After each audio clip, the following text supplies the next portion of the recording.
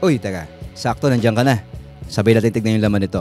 Ako po si Bal ng Musica Ride at ngayong araw ay meron tayong i-unbox na isang wireless system na galing sa Likato.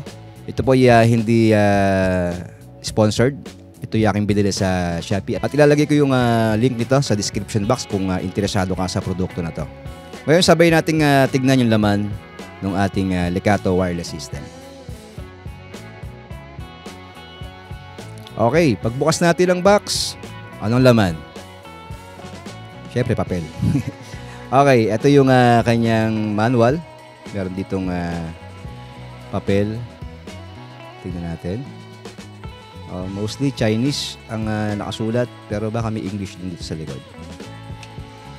Sige, anyway, hindi naman natin kailangan masyado yan dahil medyo kabisado na natin itong ating wireless system ng Likato. So, ito yung wireless system ng Likato na ginagamit sa mga instrumento gaya ng gitara, acoustic guitar, bass guitar, at iba't iba pang mga instrumento. So, yung package natin ay may laman na ganito. Ito yung ating wireless system. Bali, dalawa siya. Yung ating transmitter at yung ating receiver. So, yung kulay niya ay parang may pagka-bronze, then matte black yung mas malaking portion ng ating unit. Then pwedeng i-fold yung ating PL para kung anong configuration yung nasa gitara mo. Halimbawa, sa iba't ibang klaseng gitara gaya ng Les Paul, SG, at yung aking ginagamit na Stratocaster. So, lahat ng klaseng gitara pwedeng isalpak itong wireless system na to. Unahin natin yung receiver. Meron siyang power button. Sa gilid niya yung kanyang battery indicator nandito para malaman natin kung may charge pa o kailangan na natin i-charge yung ating unit. Then yung charging port niya na micro USB. At yun lang naman. Wala namang volume control or anything. Then yung ating transmitter naman, ganun din yung power button niya. Yung battery indicator at yung charging port. So, itong transmitter ang nilalagay natin sa ating gitara. Meron naman siyang drawing dyan. So, hindi ka maliligaw kung ano yung nakalagay. So, transmitter para sa guitar. Then, yung ating receiver naman ay para sa amp. O pwedeng sa mixer kung direkta sa PA yung paggagamitan mo. Ngayon, subukan natin i-turn on yung ating mga unit. So, long press lang natin. Iilaw. At meron ding umiilaw dito sa ating battery indicator at may guhit-guhit siya parang mga bar para malaman mo kung ilang bar na lang yung laman ng unit mo. So continuous lang yung blinking niya.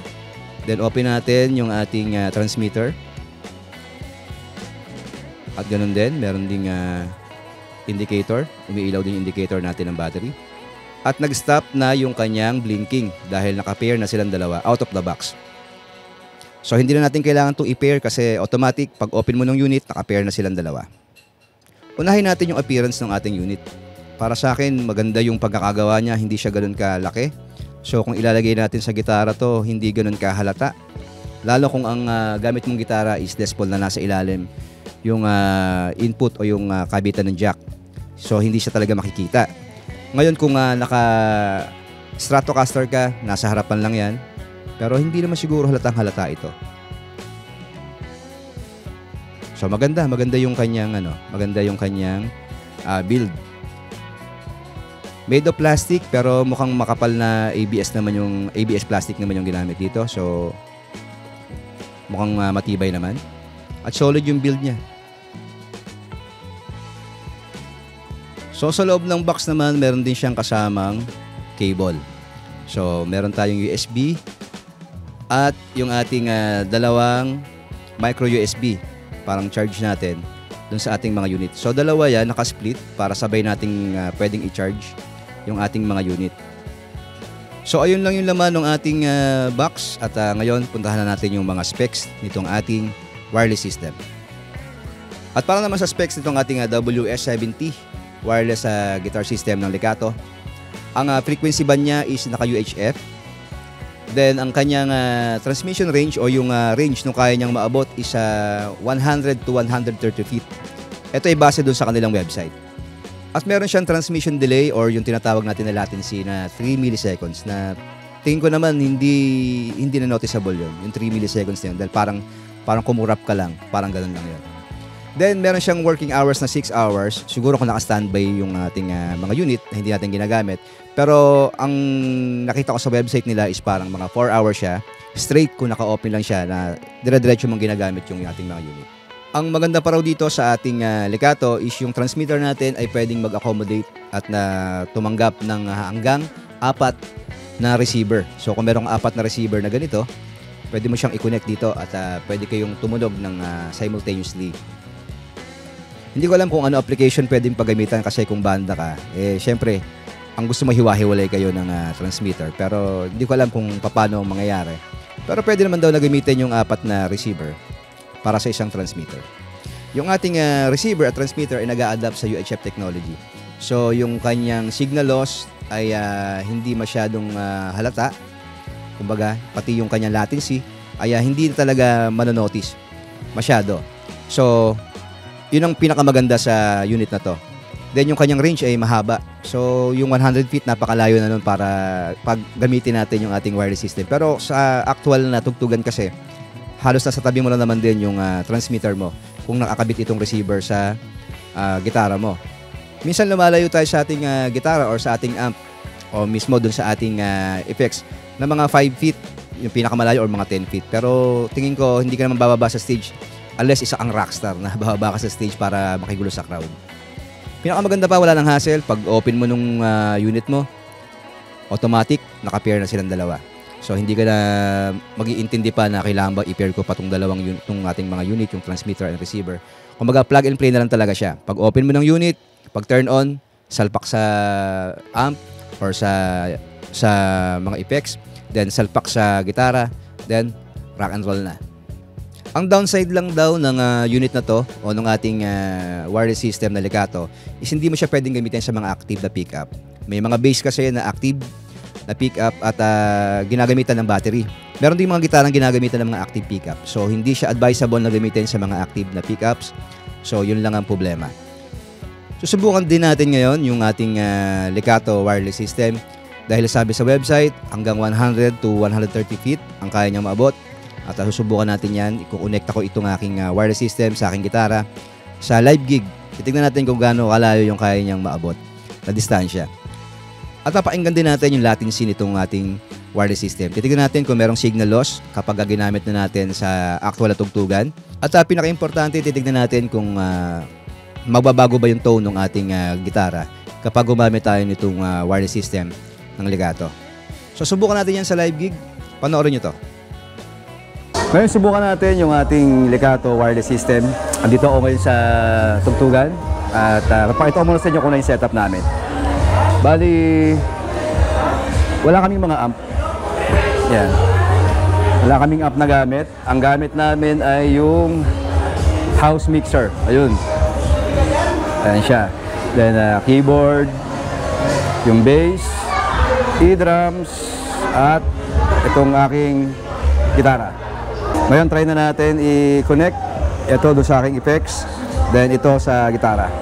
Ayun, nakakonect na yung aking receiver dun sa aking effects. Then, itong ating transmitter dito sa gitara. Naka-power on na rin yan. Yan. So, lalagyan natin ng volume dun sa mixer.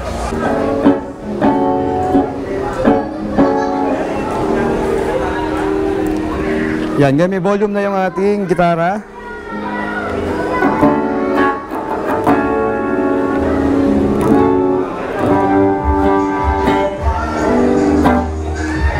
Wala naman siyang delay.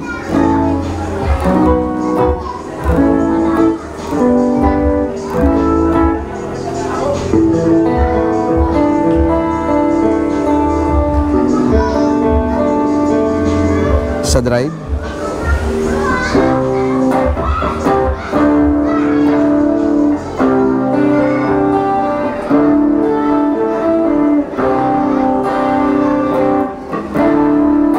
Sana naririnig nyo na maayos yung yung audio.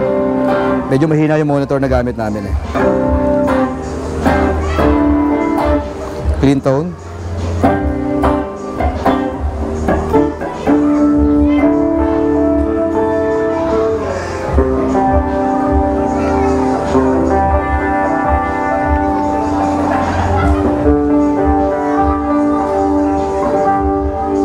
So okay naman yung okay naman yung sounds niya. Wala namang volume drop. Yung tone, same lang doon sa wired na gamit ko. Halos wala akong naramdaman na pagbabago doon sa audio mula doon sa may wire at ngayon naka-wireless na ako.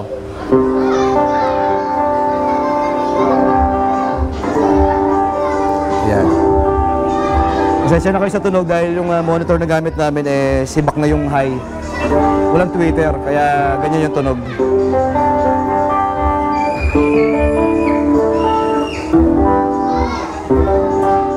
So ayun, wala naman siyang signal loss, walang volume drop. At yung delay, halos wala akong maramdaman delay sa kanya. So okay na okay yun.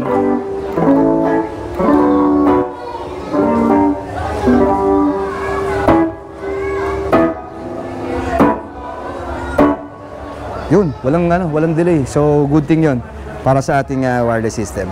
Ngayon, subukan naman natin yung distance. Ngayon, try naman natin yung layo ng distansya na kaya abutin ng ating wireless system.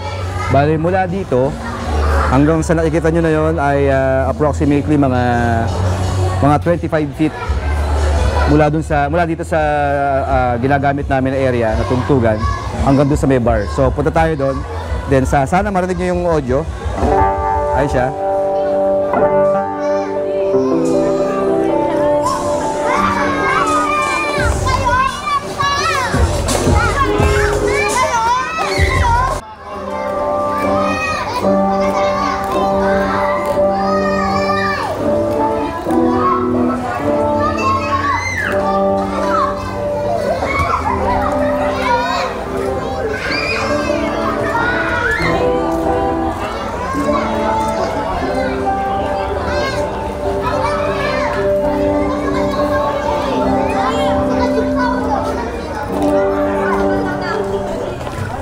Pwede pa sana ako lumayo, kaya lang baka hindi nyo na rin marinig.